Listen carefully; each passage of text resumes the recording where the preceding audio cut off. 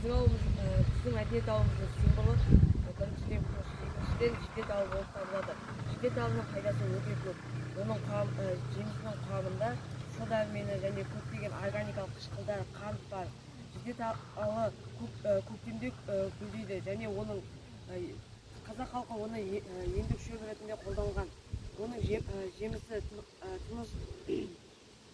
тыныс жолдарына және жүрек ауруларына ем болған. Оның жапырағы тұмау тиген кезде өте пайдалы болған. Жаздың күндері балалардың іші өткен кезде оның сыртындағы қабығын қайнатып ішкізген кезде оған ем болған. Және жиде талдан қазақ халқы көптеген сусындар және тосаттар жасаған. Соның ішінде жиде талын өте шөлге және ыстыққа төзімді болған. Оны өзен көл жағалауларына көптеп орнатқан. Жел эрозиясын сақтау үшін жиде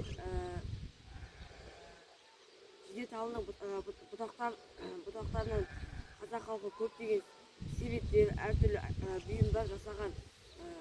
Және қазақ халқы жиде жемісін жазды күні жинап, оны кептіріп қайта қыстың күні тағам ретінде қолданған.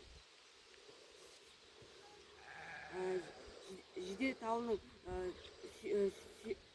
жемісінің сүйегінен қыздар өздеріне әртүрлі әшекей бұйымдар, алқа, білезік және тағы да басқа әшекей бұйымдар жасаған.